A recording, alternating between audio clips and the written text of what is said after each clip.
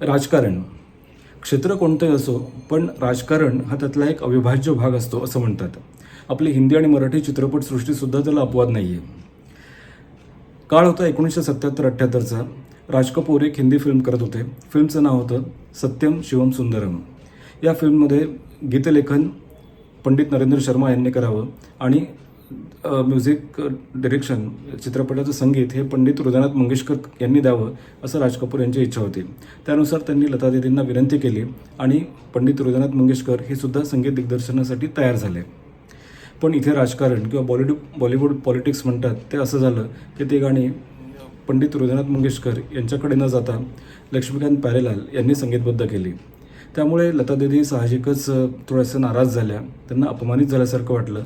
पण अशा वेळेला असं म्हणतात की पंडित नरेंद्र शर्मा यांनी मध्यस्थी केली, कारण पंडित नरेंद्र शर्मा हे लता दीदींसाठी